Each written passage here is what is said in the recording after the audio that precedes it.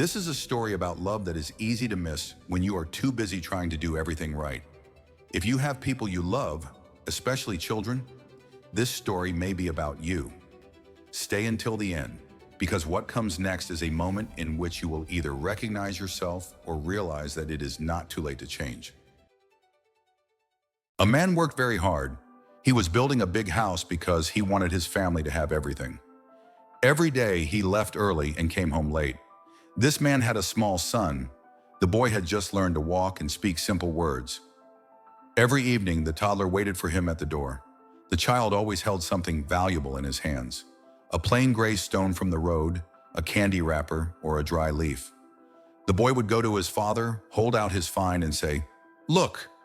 But the father barely looked. He was tired. He was thinking about loans, brick deliveries, workers, and how he needed to earn even more tomorrow. He would pat the child on the head and say, "Good, well done. Go to your mother. I need to make a call." One day the toddler approached him and tried to put that same gray stone into the pocket of the father's jacket. The father pulled away sharply. "Don't get my clothes dirty," he said. "This jacket is expensive. I work so you can have the best toys.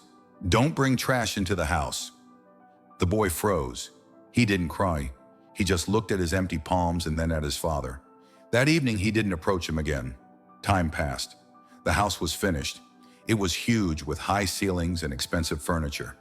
The father sat in his office. Now he had time. He bought his son, who was now 10 years old, the most expensive train set, a huge Lego kit, and a tablet. He called his son and said, "Look what I bought for you. Now we can play." The boy entered the room. He looked at the boxes, but did not smile. "Thank you," he said politely, "but I have to do my homework." The father was surprised. "But you always wanted me to be around. Remember how you waited for me at the door? I've finally finished everything. Now I belong to you." The son looked at his father. His gaze was calm and cold. "You know, Dad," he said, "when I was 3, I brought you stones. I thought they were gold because I found them for you. I wanted to put them in your pocket so that a part of me would always be with you while you were there at your work. But you were afraid to get your suit dirty." The boy walked to the window. "Now you have the time and you have the house. But my pockets are empty now.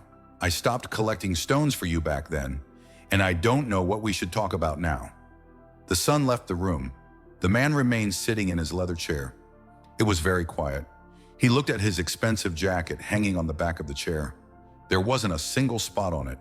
It was perfectly clean. And at that moment, the man realized that this cleanliness was the most terrifying thing he had earned in his entire life.